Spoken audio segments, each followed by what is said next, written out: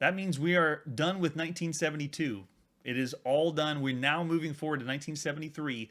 And now we get into some tricky territory because a lot of the games that came out before the microprocessor cannot be emulated. And this is one example. We're going to come across arcade games that are using logic so old that you can't play it unless you have a simulator to play it. So we're going to just check out the artwork, talk about it a little bit, but then move on until we get to games that are a little newer. So this is Space Race 1973. This one will not run, but we do have the images for Space Race. Check out the marketing on that. They're still putting a woman with the cabinet like it's a car, and it's going to sell more if they have no idea what they're doing. They're just throwing things out there to see if they can get people into Space Race. Oh, there we go. Look. Space Race from the originators of Pong. So popular that they use Pong as a way to help them out. Okay, so there's the arcade cabinet of a really crappy picture of the arcade cabinet. And then there's a picture of Space Race. Very simple. The game starts with 2 rockets at the bottom. You decide when you want to take off, and you move your rocket slowly at the top and don't hit any stars. If you hit a star, you're done. If you make it to the top, you get a point. Most points wins. Really simple. Pretty cool. Let's see if the manual has anything interesting. Looks like the same for arcade manuals. It's the service manual for how you set it up. It's got the warranty for it. And then the transistors. Oh, yeah. How the circuit board works. Oh, yeah. Look at that. That's what I'm talking about. Love it. But no story, nothing really that we can use or get from the manual. So since we can't run it, sorry, you get 0 stars, Space Race. All right, still in 1973, as we kick off every single video game in order of release, let's move on to Pong Doubles. This is another game that does not have a microprocessor, so we cannot run this game. Let's check out some of the artwork for Pong Doubles. This one has 2 knobs on each side because one player is going to be controlling 2 knobs for Pong. The other person is going to control the other 2 knobs for Pong. And there we go. It looks like 2 players is 25 cents. 4 players is 50 cents. That means you'd have to squeeze 2 people on one knob on one side and 2 people on the other side. Yeah, I'm sure that worked out well. Back in 1973. Here's the German advertisement for it. They've already started to send systems across the world. At least this one for Pong Doubles. Oh, great. That's how you sell it. You pretend you're playing tennis, doubles with your friends. Man, that guy's sideburns, I need to get some. If we're in 1973, that's what I need right there. Gotta have it. All right, so essentially this is the same thing as Pong, but you know, two dials on each side. And when we go to the manual for the arcade, again, it's just how to set up the transistors on the board. No thanks. So since you don't work, sorry, Pong Doubles, you get a score of 0. All right, let's move on to Gotcha. We're still in 1973, playing every single video game in order of release. Gotcha, oh, you got to check out the artwork on this one. The advertisement is a guy chasing a girl. Gotcha. That's great. And we look at the back of it shows more details. The advertisement flyer, by the way, is not really for the people playing the arcade game. The advertisement flyer for arcade is for the owners of the arcade business, for them to want to buy the arcade system so that they can put the arcade system in their arcade. All right, so there's a picture of what the arcade cabinet looks like for Gotcha. Gotcha is essentially one joystick that you just move around. By the way, these joysticks are only 4-way. They don't have the full range of joysticks you might be used to. Back in the day, the original joysticks were very simple. Some of them even had 2-way. They only went one direction and back, and that's it. But this one's 4 directions, and that's it. You can't even go diagonally. There's a picture of the circuit board, and there's a close-up of the Gotcha video game. This one, again, you need a simulator to play. Very simple. It's just the game of tag, virtually. It probably would make you want to play tag for real. One person's across. They move around and try to find the person that's the square, and once they touch them, they gotcha. And that's Gotcha. Let's see if the manual has anything. Nope, manual still just has information on the circuit board. Sorry, Gotcha, you get 0. Especially if you're going to try to chase women in the game. Not cool. Not cool, Gotcha. Gotcha.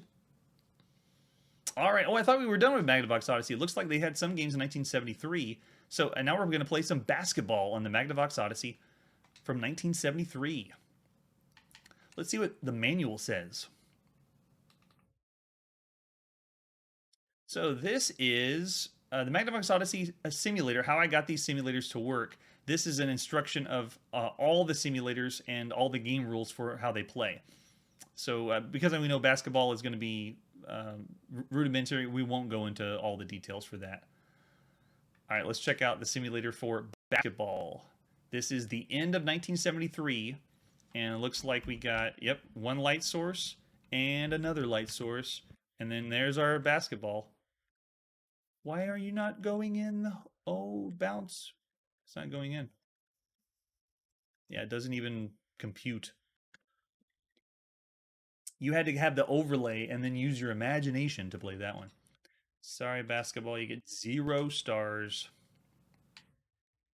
All right, we're still with Magnavox Odyssey. This is a game called Brainwave from the end of 1973. We're now in territories where I couldn't find any reference of exactly when the game came out in 1973. So somewhere at the end of 1973 is where we are, or somewhere in 1973 is where we are. So we just put them at the end if we don't have the exact date.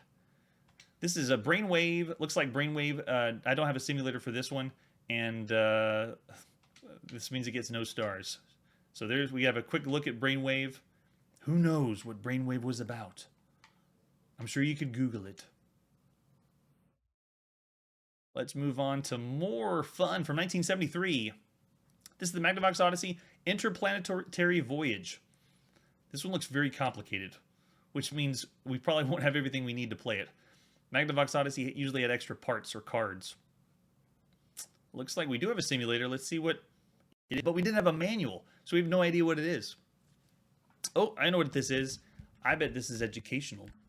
So you moved your light source onto Mercury, and then you asked quiz questions on Mercury. Oh, but look, the other person, though, they don't move like this one does. They actually move in a different pattern or path. Oh, I see.